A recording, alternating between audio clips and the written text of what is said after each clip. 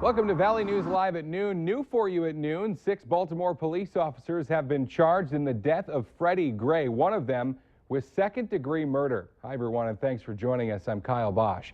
The announcement came this morning from Baltimore State's Attorney Marilyn Mosby, who also said there was no probable cause for officers to even arrest Gray in the first place.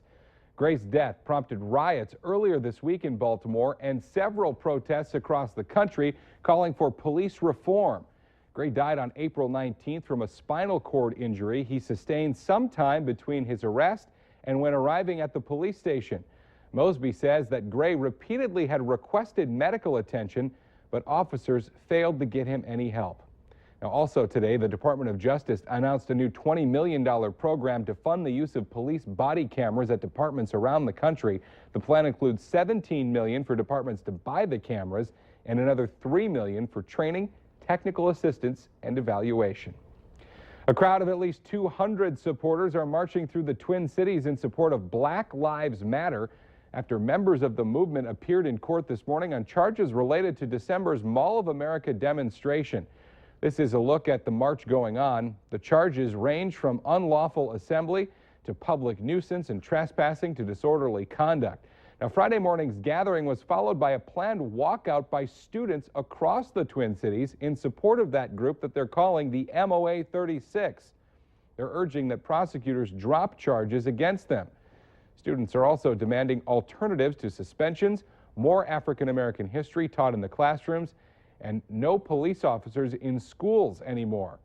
The rally and student walkout are part of what the group is calling Black Spring, a new round of national action being taken in the wake of the Baltimore uprising. Also new for you at noon, 2 people were hurt in a hit-and-run crash at I-29 and 13th Avenue in South Fargo this morning. A witness called in the crash just after 12:30. When police arrived, they found a pickup in the ditch with 29-year-old Darcy Ranum inside with cuts to her face. Investigators say the driver's side of Ranum's vehicle was hit broadside by 20-year-old Taylor Olson. Olson was also hurt in the crash, but he ran from the scene. Police, however, did find him a short distance away and arrest him. Charges are pending against Olson. The North Dakota Highway Patrol says alcohol was a factor in the crash. The rain overnight only helped out a little bit. Conditions are still pretty dangerous for any outdoor burning. Sparks from a burn barrel started a fire that destroyed a barn and everything inside near Glendon, Minnesota yesterday. Another fire near Hawley burned down a barn and a shed. At one point, every rural fire department in Clay County was called out to fight fires. Officials are pleading with people to listen to red flag warnings and follow burning bans. Now in North Dakota, Governor Jack Dalrymple has extended a statewide fire emergency until next Friday because of the significant threat of uncontrolled fires still existing. We did get a little bit of rain overnight, but things are shaping up to be an absolutely beautiful Friday afternoon. Let's check in with meteorologist Robert Hahn.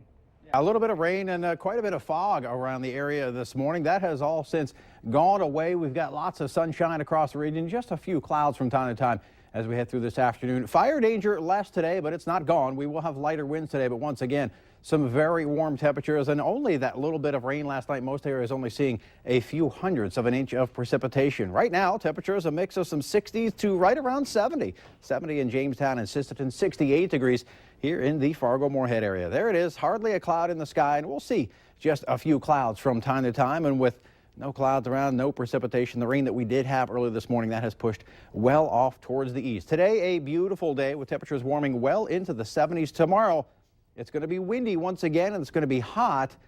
And the high fire danger will be back as we head through much of the day on Saturday. Late in the day, could see 1 or 2 storms, and any storms that do form could be on the strong side. We'll continue to keep an eye on that. We've got more rain chances on that 7-day forecast, and we'll detail that coming up in just a little bit. That will be good news for everybody. Absolutely. All right, Robert, thank you very much.